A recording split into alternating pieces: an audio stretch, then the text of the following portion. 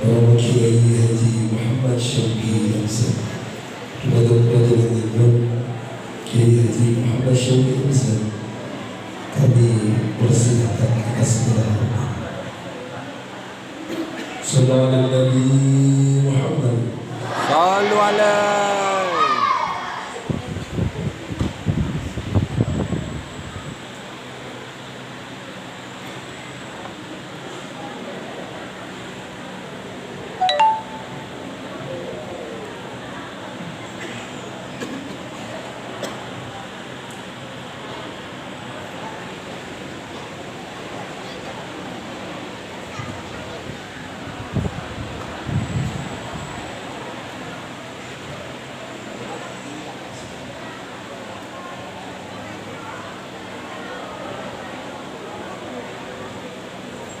Assalamualaikum warahmatullahi wabarakatuh.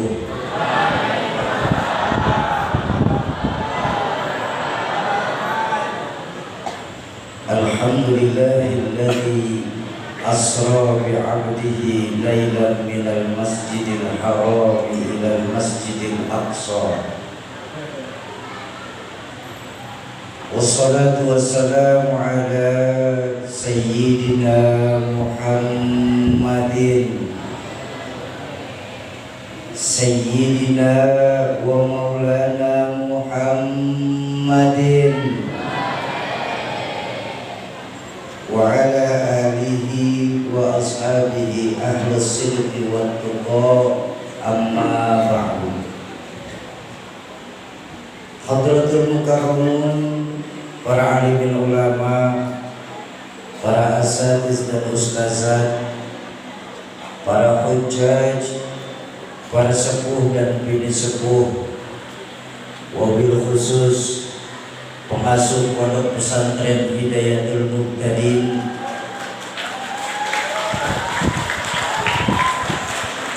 Al-Mukarram Al-Alim Ibn Al-Alim Gus Fa'ad Wibowo dan Gus Sarwo,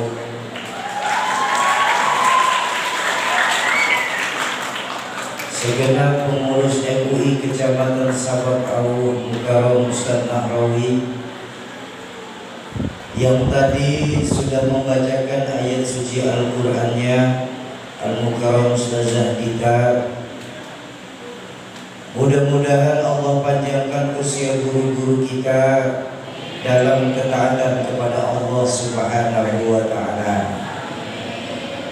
Yang saya hormati para tokoh-tokoh masyarakat, tokoh-tokoh kepemudaan, segenap aparatur pemerintah, ada Camat Sabak Awuh yang mewakili, penghulu Kampung Melading, orang tua kami Bapak Ahmad Jaiz, para tokoh-tokoh adat, tim perjalanan dari Yayasan Kampung Zikir Madani Ustadz Hariri, bapak-bapak dan ibu-ibu, segenap santriwan dan santriwati Pondok Pesantren Hidayatul Muqtadin, pada calon penghuni surganya Allah yang dicintai Allah Subhanahu wa Ta'ala. Alhamdulillah, malam hari ini kita duduk dan berkumpul di masjid Baitul Mukarram dalam rangka memperingati peringatan Isra dan Mi'raj baginda Nabi besar Muhammad sallallahu alaihi wasallam, sekaligus melakukan donasi wakaf pembangunan pondok-pondok pesantren dari Yayasan Kampung Zikir Madani. Kenapa hal ini kami lakukan? Kami masuk dari satu kota ke kota lain, dari satu tempat ke tempat yang lain, dari satu masjid ke masjid yang lain, karena memang sangat kita sadarin bahwa akhir-akhir ini Indonesia ternyata kelebihan orang pintar tapi sedikit yang benar. Orang pintar banyak, tapi orang benar sedikit. Banyak kita sekarang ini bisa memberi contoh, tapi sedikit yang mampu menjadi contoh. Memberi contoh mudah, tapi menjadi contoh jauh lebih susah. Dan itulah sebabnya kenapa Allah menyuruh kita di sebelah kau ini, di Belading ini, menjaga baginda Rasulullah Sallallahu Alaihi Wasallam. Ayo kita lihat. 13 tahun beliau berdakwah di kota Mekah. Awal-awal perjuangan hanya untuk menanamkan nilai-nilai keimanan, meninggikan kalimat tauhid, la ilaha illallah Muhammadur. 13 tahun beliau berdakwah, dicaci maki, dilempari kotoran onta, sahabat-sahabat dibantai. 13 tahun beliau berdakwah hanya untuk menanamkan fondasi, dengan harapan di mana-mana kalau fondasi kuat, insya Allah bangunan aman. Betul atau betul? Fondasi rapuh, bangunan akan runtuh. Fondasi miring, bangunan pun ikut miring. Bangunan ini bagaimana fondasi? Kita orang Belading hidup, bagaimana imannya? Imannya nggak akan terlihat pasti, tapi bukankah refleksi dari gerakan iman itu yang akan terlihat? Contoh, ini mic ada strumnya nih. Ada nggak strumnya? Kelihatan? Kok bisa tahu? Ada suara. Strumnya memang nggak kelihatan, tapi gejala dari strum yang terlihat. Betul? Itu di atas kipas ada strumnya, Soki. Ada nggak? Mutar. Ini lampu ada strumnya ini. Nyala. Ya kalau begitu, anak-anak kita yang kecil pun tahu Pak, di mana-mana kalau ada strum, mic pasti bunyi. Kalau ada strum, kipas angin putar. Kalau ada strum, lampu nyala. Kalau begitu ceritanya, kalau memang punya iman, sujud yang benar. Jangan nunggu akhir waktu sholatnya. Kalau punya iman, sedekah yang berani. Jangan cuma 5.000 setiap Jumat ditaruh di Baitul Mukarram ini. Kalau memang punya iman, ayo kita makmurkan masjid-masjid yang ada di tempat kita ini. Itu kalau jalurnya benar. Kalau jalurnya kalau jalurnya benar. Sekarang saya ajak berbanding. Strum ada, tapi mic tidak menyala Pak. Itu kata teknisi di samping, oh Syauki, yang itu mic-nya koslet namanya. Betul? Apa namanya? Masih belum semangat, santri itu doang yang semangat. Saya ulang, saya minta kompak. Ya Allah, ini kita lagi di majelis ilmu loh Pak. Majelis Isra Mi'raj itu majelis ilmu Pak. Majelis ilmu itu majelis yustajabu fihi doa. Majelis tempat diangkatnya doa. Masa iya sih Pak? Bu, kita lagi duduk di mana tempat ini yang menyebabkan doa kita diangkat sama Allah, kok malah lemes-lemes begini orang Belading. Memang pengajian di sini lemes ya? Pak Mulia. Penat. Ayo, mau semangat? Mau semangat? Saya minta ulang. Strum ada, tapi mic tidak mau nyala. Itu namanya bukan saya saja yang teriak. Strum ada, kipas angin tidak memutar, kipasnya strum ada, lampu tidak nyala, lampunya Ngaku beriman tapi tidak mau sujud, itu namanya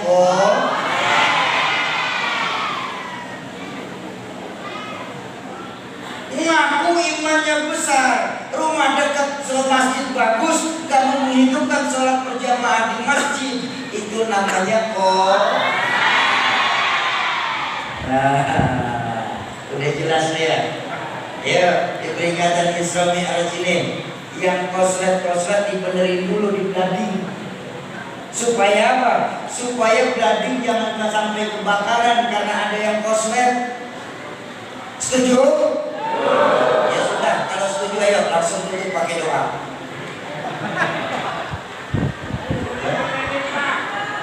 Memang sampai jam berapa?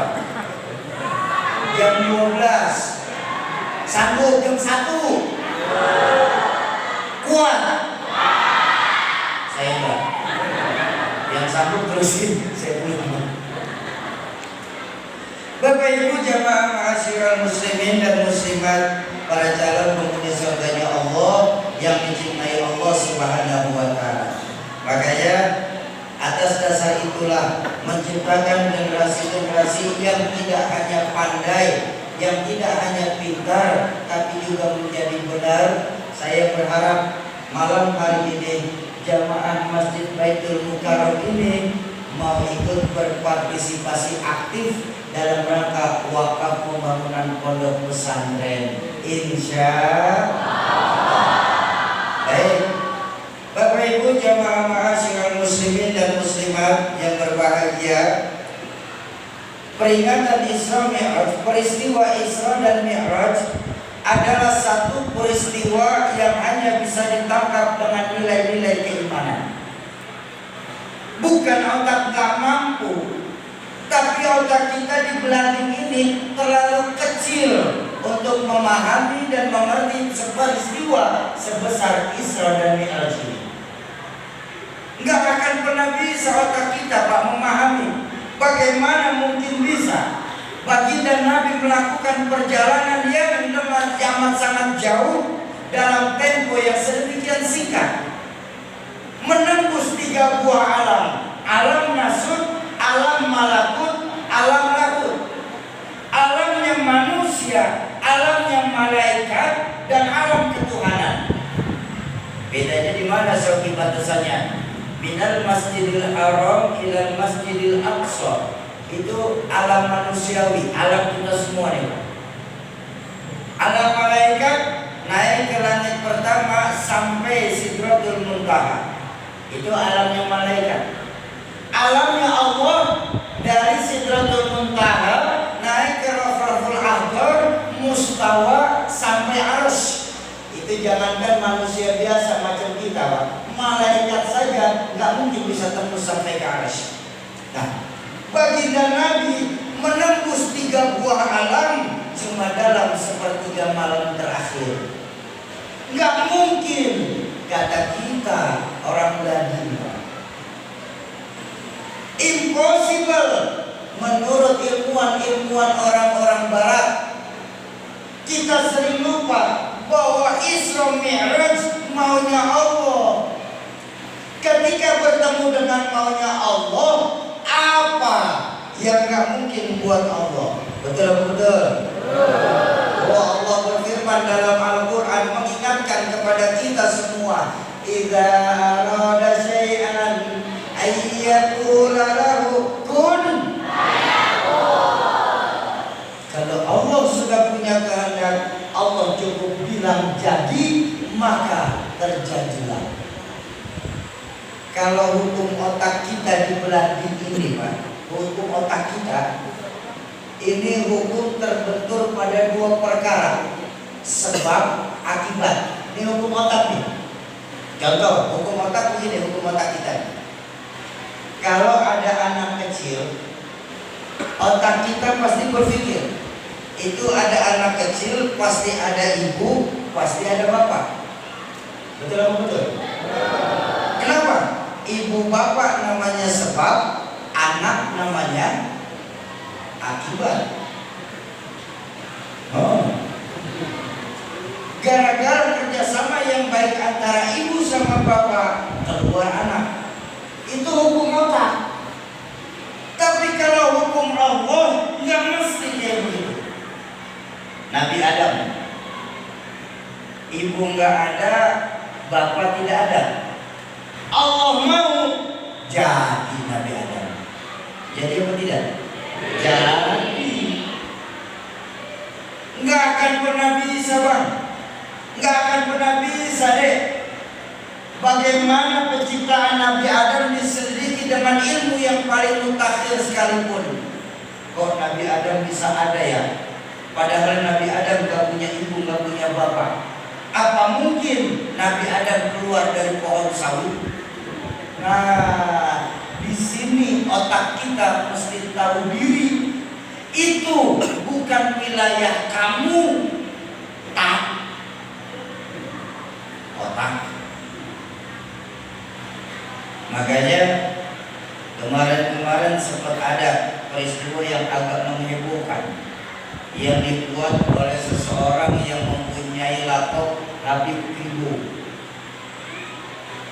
Dia berkata bahwa Allah memerlukan makhluk bernama perempuan untuk menciptakan manusia. Ya Allah, ya Rabbana.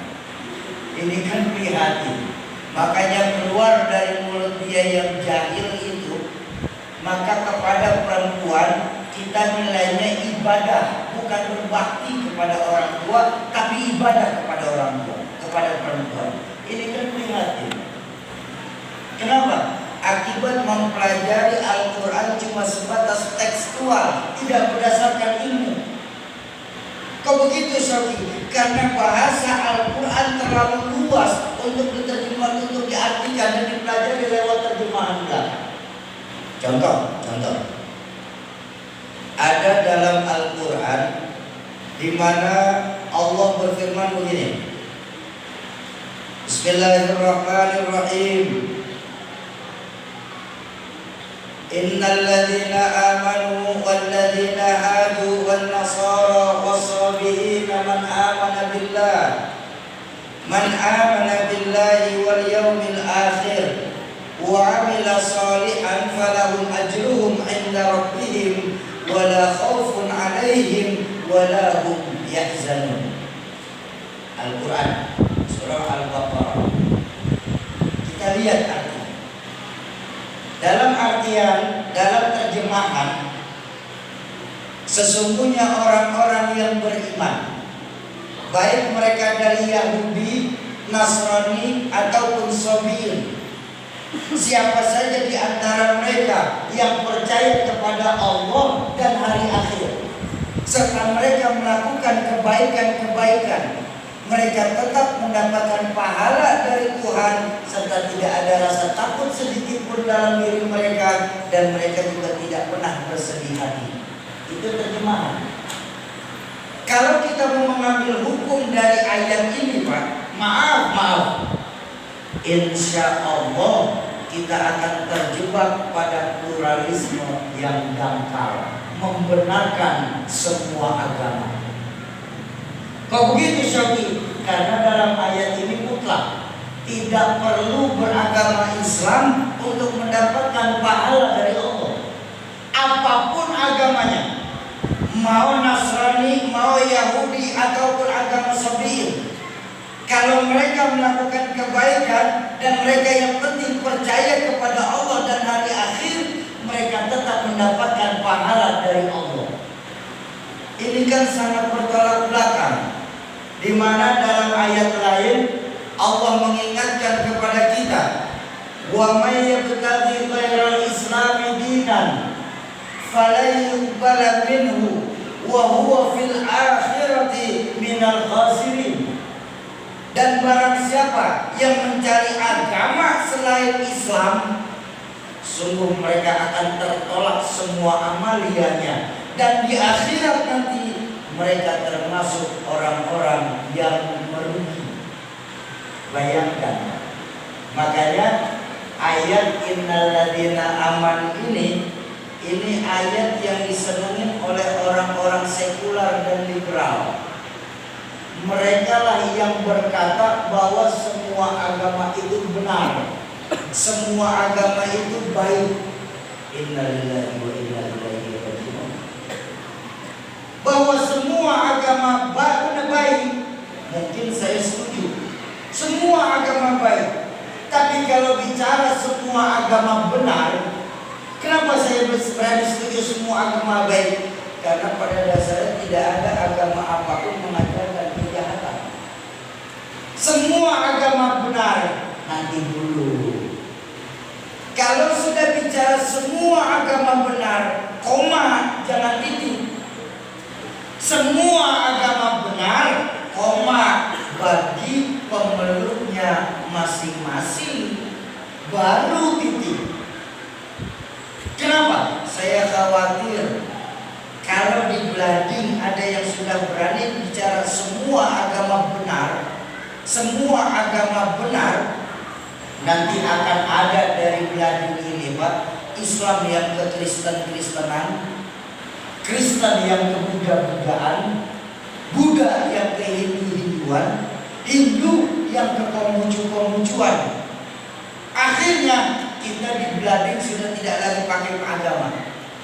Kalau di Blading ini paham agama sudah tidak terpakai lagi, maka orang komunis dan orang-orang ateis berhasil masuk ke tempat kita ini tanpa bersusah payah membobong-bobong senjata.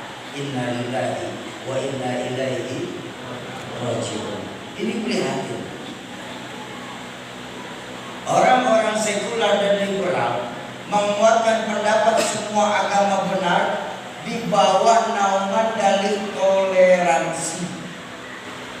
Hati-hati, Pak. Toleransi yang baik itu, ya maaf sekali maaf, toleransi yang baik itu diajarkan dalam Al-Quran, lakum dinukum, itu toleransi yang baik. Saya berani bilang, toleransi itu bukan soal baca Al-Quran di dalam gereja. Toleransi itu juga bukan baca sholawat badar di dalam gereja. Terlebih lagi, toleransi itu bukan menghidupkan sholat berjamaah di dalam gereja. Ini penghinaan. Kalau memang baca Al-Quran dan baca sholawat badar boleh dilakukan di dalam gereja, maka jangan salahkan agama-agama lain. Ketika nanti malam Idul Fitri dan Idul Adha, mereka akan masuk ke Baitul Mukarram ini, mereka akan menyanyikan lagu-lagu rohani mereka lewat speaker masjid kita. Innalillahi wa inna ilaihi raji'un. Makanya toleransinya jangan yang dangkal, Pak. Toleransi kita sudah diajarkan oleh Al-Quran. Buat kamu agamamu, buat kita agama kita. Kita yakini bahwa Islam agama yang benar. Setuju? Tapi bukan berarti jadi jaminan kita boleh menghina agama orang lain. Kenapa? Sebab kalau agama kita dihina, kan kita marah. Orang lain sama dong sama kita. Tapi kan Sobi, sejarah mencatat Sobi, apa? Sayyidina Umar pernah sholat di dalam gereja. Saya bilang, dari siapa bang? Katanya. Ya Allah, ya Allah. Abang ini kalau baru tetap ngaji bab katanya, jangan langsung ngambil hukum. Sayyidina Umar memang pernah sholat di dalam gereja, tapi bukan di altar, di kamar pendeta. Dan ketika mau sholat, Sayyidina Umar minta sama pendetanya, tolong keluarkan patung-patung yang ada di kamar pendeta itu sendiri. Sayyidina Umar sholat di dalam kamar gereja, di dalam kamar pendeta, bersih dari patung-patung yang ada di dalam gereja itu sendiri. Ini yang sekarang Pak, yang terjadi di lingkungan kita. Kenapa? Memperkosa otak kita supaya memenuhi syahwat pribadi kita sendiri. Akhirnya berlindung di balik toleransi. Makanya saya tidak setuju Habib Rizik berkata seperti itu. Bahwa orang tua harus kita hormati, harus kita patuhi sebagai bentuk ibadah, iya. Tapi bukan kita harus menyembah kepada orang tua kita sendiri. Ini hati-hati, hati-hati, terutama buat adik-adik saya. Dan sekarang ketika sesuatu tidak bisa dimasukkan logika, maka dipaksa sedemikian rupa Al-Quran mengikuti syahwat dunia kita. Bahkan saya minta maaf, mungkin Bapak Ibu masih ingat, ada sebuah ceramah dari saya punya orang tua, Rahmatul Abrar Ghazali MZ. Beliau pernah baca sebuah penelitian yang dilakukan seorang profesor dari Amerika, namanya Profesor Arthur Clarke. Kurang lebih tahun 80 akhir awal 90 penelitian itu. Menurut Profesor Arthur Clarke ini, dengan kemajuan teknologi nanti tahun 90-an saat itu, maka bisa dipastikan bahwa nanti di tahun 2010-2020 anak-anak sekolah sudah tidak perlu lagi datang ke sekolah untuk mencari ilmu. Kok begitu? Karena nanti tahun 2010-2020 akan ditemukan semacam mechanical of education, mesin pengajar. Maka saat itu orang tua saya berkata, tahun 2010-2020 yang namanya guru, ustadz, kiai, guru ngaji nganggur total. Kenapa? Orang tidak perlu lagi datang ke sekolah untuk menimba ilmu. Mereka bisa melihat dari handphone mereka. Ini kan sudah mulai terjadi. Saat ini sudah terjadi kan? Sekolahan